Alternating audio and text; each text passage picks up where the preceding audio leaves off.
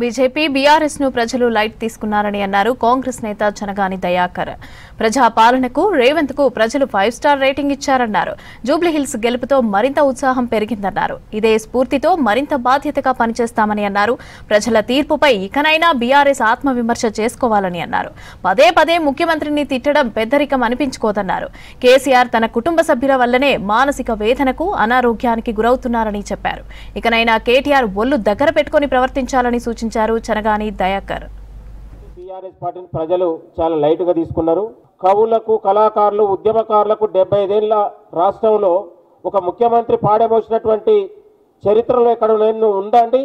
అది ఒక తెలంగాణలో, అది ఒక రేవంత్ రెడ్డి గారికి దక్కిందనే విషయాన్ని కూడా ఈ సందర్భంగా గుర్తు చేస్తున్నాం. ఉద్యమకారులకు గౌరవం దక్కింది. ఉద్యమకారులకు తో పాటు కవులు, కళాకారులకు ఈ రాష్ట్రం గొప్ప గౌరవించుకున్నటువంటి రాష్ట్రం అది తెలంగాణ కాంగ్రెస్ ప్రభుత్వం అనే విషయాన్ని కూడా మీకు గుర్తు చేస్తా ఉన్నాం.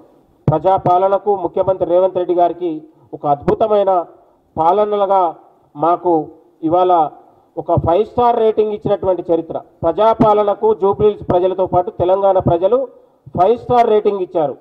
కాబట్టి మాకు విశ్వాసం పెరిగింది. మరింత ఉత్సాహంతోని, మరింత స్ఫూర్తితోని రాత్రి పగలు తేడా లేకుండా ప్రజల కోసమే పనిచేస్తాం.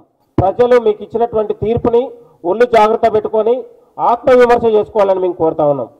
పదే పదే ముఖ్యమంత్రి గారిని తిడితే, మంత్రులను తిడితే, పార్టీని తిడితే మేము పెద్దోళ్ళం కావద్దు. మీరు ఆత్మవిమర్శ చేసుకొని ప్రజలు మీకు ఇచ్చినటువంటి శిక్షను మీరు ఆత్మవిమర్శ చేసుకొని ఒళ్ళు జాగ్రత్త పెట్టుకొని మాట్లాడేటప్పుడు కూడా మాట్లాడాలని మేము కోరుతా ఉన్నాం.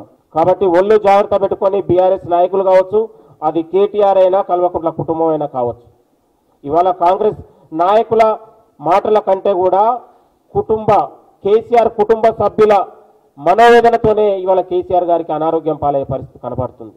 కాంగ్రెస్ ప్రభుత్వం వచ్చినందుకు ఆయన కాదు, ఇవాళ కేసీఆర్ కుటుంబ సభ్యులు, కొడుకు కావచ్చు, అల్లుడు కావచ్చు, కూతురు కావచ్చు, వాళ్ళు పెడుతున్నటువంటి మనోవేదనతోనే ఇవాళ కేసీఆర్ ఆయన మానసికంగా ఇబ్బంది పడే పరిస్థితి కనబడతా ఉంది. బీఆర్ఎస్, బీజేపీ బీఆర్ఎస్కి అవయవదానం చేసినా, బీఆర్ఎస్ ఆ బీజేపీకి ఎన్ని కుప్పిగంతులు వేసినా కూడా ఇంకా అది ప్రజలలో అది చెల్లని రూపాయలాగానే మిగిలిపోతా ఉందనేది విషయాన్ని మీ అందరికీ గుర్తు